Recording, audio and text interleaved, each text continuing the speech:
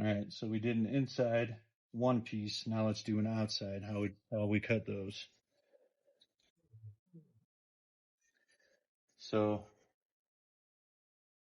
you go from the back of where the fascia is, from the fascia to the other outside of the fascia, and that's your measurement. It's got to be exact. Maybe a little long, but never short. Now we're going to do the outside. And I always leave it a little long. That's why I have like this 3/8 thing here, but I always leave it just a little bit long. I go past my mark here, just in case it's short for some reason. I have a little extra room, wiggle room there. Not much, about 1/4 of an inch at the most, maybe 1/8 of an inch. And then you want to draw this outside. So from here over is going to be an outside. If I went from here in, it would be an inside because it would fold like so.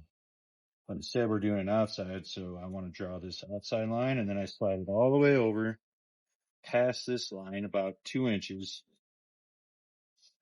Hold it down tight, draw that line.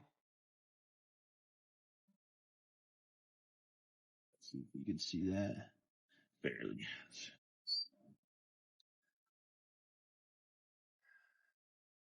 And then I'll draw this line here. Now this one I don't leave long or short. I draw it right on the line. Only the straight piece that I'm going to tab over. And another reason I leave it long is so I have a little bit, like an 1/8 inch to tab over. Kind of hold it all together so it doesn't come apart. Some people hate it. That's how I do it. So that's it. You just got your lines drawn. Use the greens. I come over here. The reason I use the greens is because it's going to pull this out, not this side. It's going to pull that out away. If you watch how they cut, just naturally pushes it away. Now the red, you want to use over here to do the same thing.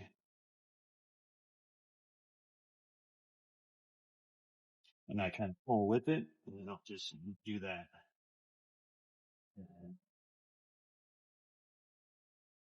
Okay. Open it up, and then, like I said, you leave it a little bit long there. Just a tiny bit. And I'll come back with the greens.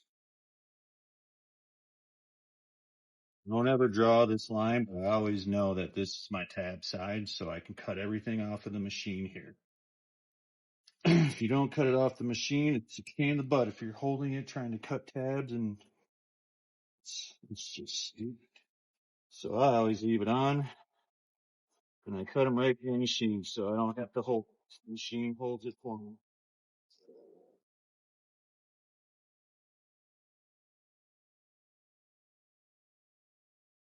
And then basically just come back here.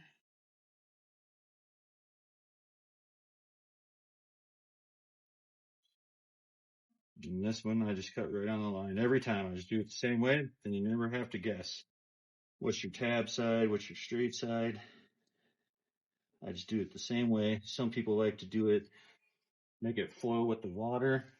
I don't do that. If you slope it right, it'll never leak. And as long as your miters are tight and sealed and everything's sloped, they shouldn't leak ever. If they're not sloped right, they will leak. They'll hold water and eventually leak. So make sure everything's sloped right at a level. You're good to go.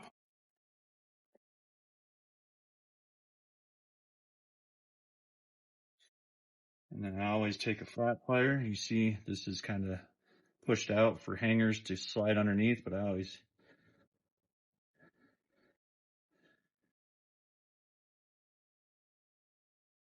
flatten that. So then they'll overlap nice and it'll overlap real nice.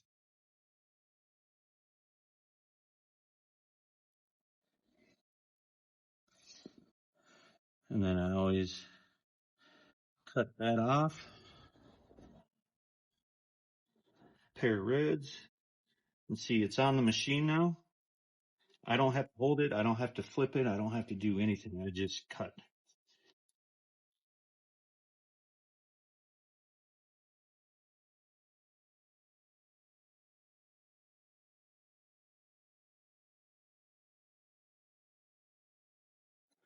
That's it. That took me about 5 minutes, and I'm talking and explaining and everything else, but that literally took me 5 minutes to cut both sides out. I don't have to buy any material. I don't have to worry about not having enough. I had just cut another one.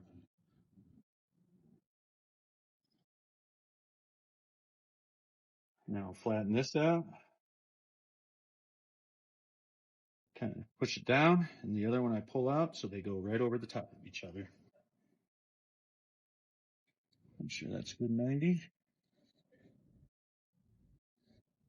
And that's it. Thanks for watching. We'll see you in the next one. Peace.